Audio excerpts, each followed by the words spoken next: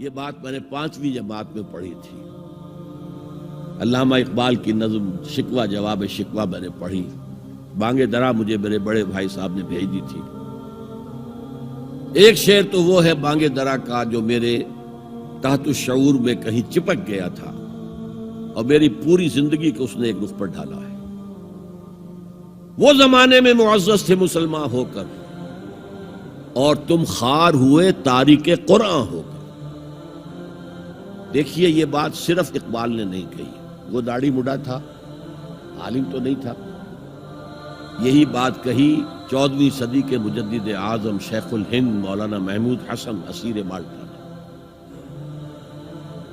4 سال کی اسیری کے بعد جب رہائی پا کر آئے تھے 1920 میں، اور رہائی کیوں ملی تھی کہ ٹی بی 3rd سٹیج کو پہنچ گئی تھی. انگریز ڈرتا تھا کہ اگر ہماری اسیری ہی کے اندر کہیں انتقال ہو گیا تو کہیں طوفان اٹھ جائے گا، لہذا چھوڑ دیا.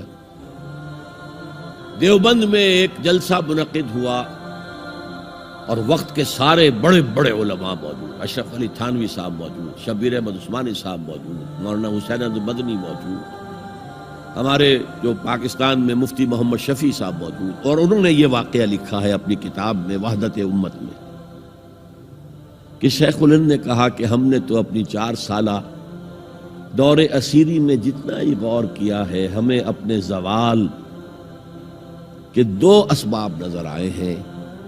ایک ہمارا قرآن کو ترک کر دینا، یہ لفظ ہے اس کے اندر، نوٹ کیجئے. حالانکہ علماء نے قرآن کو ترک کیا ہے، لیکن اگر آپ نے کہا نہیں تو یہ صحیح نہیں ہے، کیا ہے.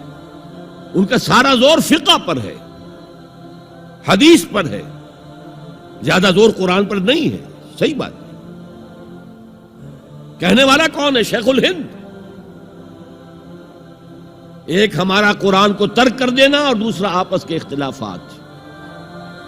اور مفتی شفیع صاحب نے اس کے اوپر پھر یہ گرہ لگائی کہ حضرت شیخ نے جو 2 باتیں کہی تھی حقیقت میں ایک ہی ہے.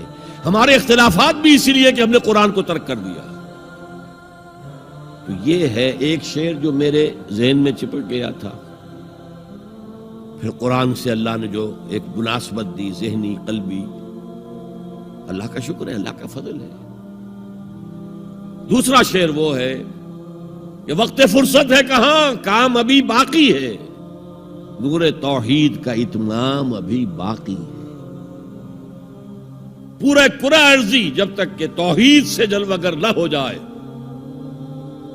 اور اسلام کا ڈنکا نہ بج جائے، اس وقت تک حضور کا مشن مکمل نہیں ہے. حضور حوالے کر کے گئے تھے امت کے. خطبہ حجۃ الوداع میں آپ نے سوال کیا الا هل بلغت، اور 1.25 لاکھ کے مجمع نے جواب دیا انا نشهد انك قد بلغت الرسالۃ واديت الامانۃ ونصحت الامۃ وكشفت الغمۃ. ہاں حضور ہم گواہ ہیں، آپ نے حق رسالت ادا کر دیا، حق امانت ادا کر دیا، مسلمانوں کی خیر خواہی کا حق ادا کر دیا، امت کی خیر خواہی کا، اور گمراہی کے پردے چاک کر دیے. 3 دفعہ حضور نے سوال کیا، 3 دفعہ جواب دے کر پھر آسمان کی طرف نگاہ اٹھائی اور انگشت شہادت سے اشارہ کیا اور پھر لوگوں کی طرف اللہم اشہد اللہم اشہد اللہم اشہد، اے اللہ تو بھی گواہ رہے، یہ مان رہے ہیں کہ میں نے پہنچا دیا. اسے میں کہا کرتا ہوں سائی آف ریلیف. کندھوں پر ایک بہت بڑا بھاری بوجھ آ گیا تھا، بہت بڑی امانت تھی قرآن. اس کے پہنچانے پر کیا کیا تکلیفیں اٹھائی ہیں. پاگل کہے گئے، مجنون کہے گئے، شاعر کہے گئے، ساحر کہے گئے، مسحور کہے گئے، کیا نہیں کہا گئے. اور پھر جو مارے کھائی ہیں، جو 3 سال کی شیب بنی ہاشم کے اندر اسیری تھی، جس میں کھانے پینے کی چیزیں گھاٹی میں داخل نہیں ہو سکتی تھی.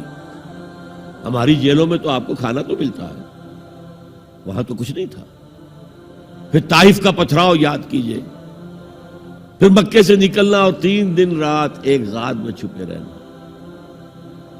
پھر مدینے کے اندر آپ کو معلوم ہے غزوہ بدر آ رہی ہے، اس میں 70 اگر کافر مارے گئے تو غزوہ احد میں 70 صحابہ شہید ہوئے، جن میں حضرت حمزہ بھی ہیں.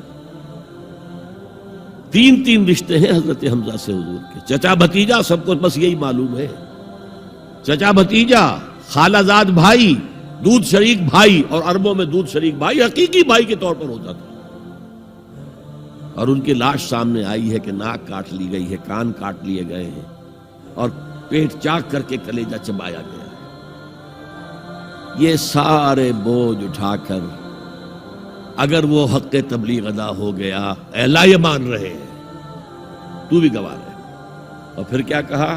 فَلْيُبَلِّغِ الشَّاهِدُ الْغَائِبَ. اب جو یہاں موجود ہیں ان کا فرض ہے کہ ان کو پہنچائیں جو یہاں نہیں ہے. اور یہ ابد الآباد تک کے لیے، قیامت تک کے لیے ہے. انا آخر المرسلین وانتم آخر الامم. میں آخری رسول ہوں، تم آخری امت ہو.